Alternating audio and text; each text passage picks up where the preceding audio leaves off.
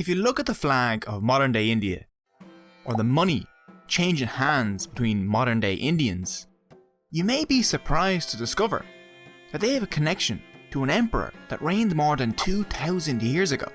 This wheel and these lions are symbols of Ashoka the Great, a man that shares his title with Alexander, Charlemagne, and Kanichjan Jadna Pakal the Great.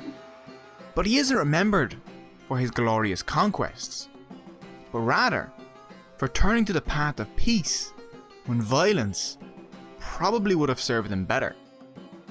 He is one of, if not the only, powerful leader in world history that tried to conquer by way of morality. And his giant stone pillars, once lost to the sands of time, but now again raised from the earth, tell the story of a complicated man, once bloodthirsty and then tranquil. A man that transformed Buddhism from a small Indian sect into a global religion. But could his entire legacy just be made up? Ancient propaganda still working today? We will look at all of that and more on this double episode on the life and legacy of Ashoka the Great.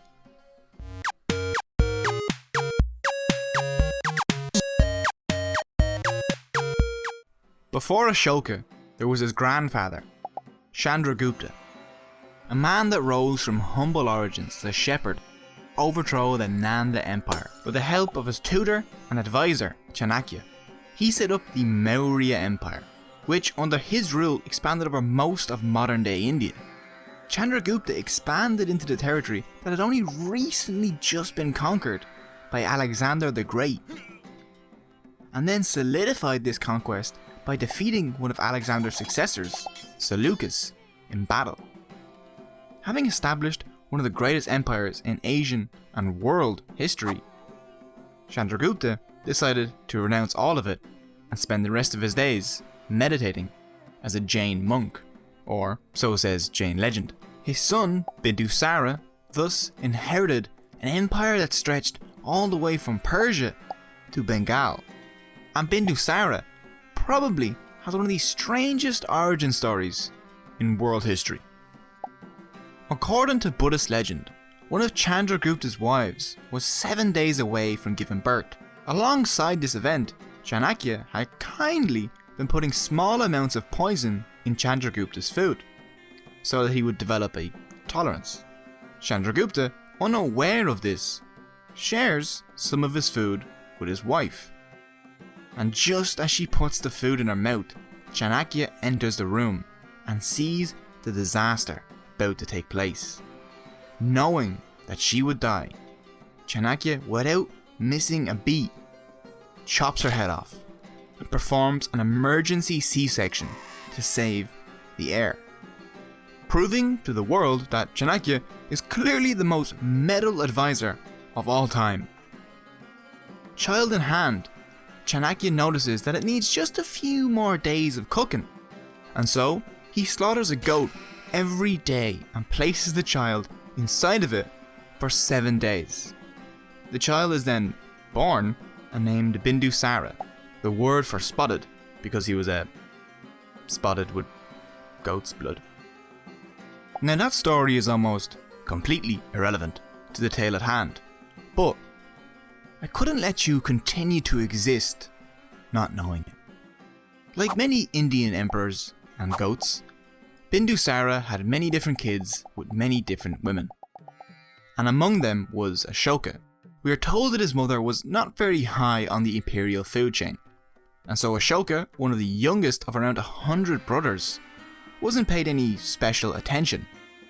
The fact that he had a weird pumpkin-shaped head, a fiery temper, and some sort of strange skin disease didn't warm his father much to him either. But as the son of an emperor, he received a princely education and soon stood out amongst his brothers.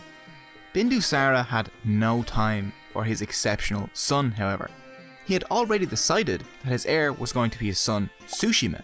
No competition was welcome.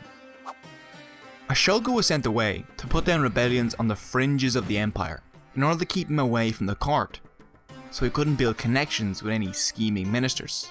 After excelling at crushing revolts, Ashoka was stationed as governor of Ujjain, far from the imperial capital at Paliputra.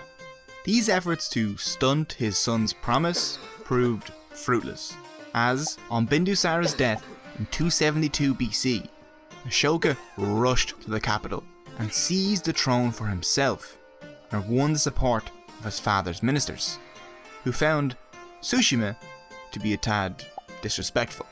Tsushima, deprived of his royal inheritance and disliked by the men that once served his father, soon faced the wrath of Ashoka. He was burned alive in a pit of coals. Now this may be myth, but we do know for certain that a bloody civil war kicked off as Ashoka slaughtered all remaining claimants to the throne in a violent 4 years of chaos. In the end, his shrewdness and ruthlessness won him an empire, and he crowned himself in 269 BC. All dissent was crushed, opposition swept aside, and rebels imprisoned, all of which earned him the name Ashoka the Fierce. Even though he ruled the largest empire in Indian history, Ashoka grew more and more frustrated at the existence of an independent kingdom just south of his capital, the kingdom of Kalinga, which is extremely fun to say. Kalinga was a prosperous state with far-reaching trade connections across the Indian Ocean. It had a powerful navy, rich ports, and beautiful cities. This, alongside the fact that even his brilliant grandfather Chandragupta never conquered it, made Kalinga an enticing target to Ashoka the Fierce. Soldiers were readied, spears sharpened, elephants captured and trained, and in the 9th year of his reign, 261 BC, the campaign commenced. The Kalingans had an impressive army and offered stiff resistance. On the banks of the Daya River, tens of thousands of soldiers smashed against one another, swords clashing against armour, thousands of horses' hooves beating the earth, kicking up dust, breaking spears and helmets underfoot, as elephants charging through lines of panicked men caused chaos and madness. Their roars drowned in the cacophony of battle noises. Ashoka, in the thick of the mayhem, struck down Kalingan after Kalingan with his signature brutality. As the hours dripped by, the corpses of man and beast began to pile upon each other. The Kalingans were crushed.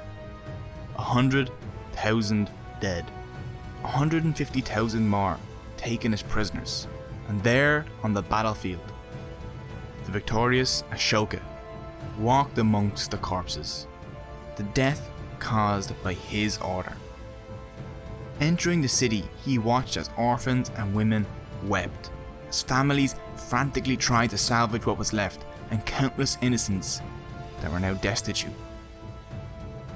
Kalinga was crushed, and as his men praised their great conquering emperor, Ashoka thought to himself, if this is victory, what then is defeat? Join me on the next episode, where we'll see Ashoka transform into the man that Orson Welles claimed shined alone like a star in history, and examine if any of it is true. If you have any questions or you want to ask me anything, please feel free to do in the comments below. I absolutely love communicating with you guys down there. And if you want to read more about Ashoka or the sources that I read to make this video, they're also in the description. If you want to support the show, there are links to my t-shirt store and to my Patreon there as well. Anything that you can contribute there really helps in the creation of these videos. And if you want to get even more involved, you can follow me on Twitter. Thanks for watching, I hope you enjoyed it.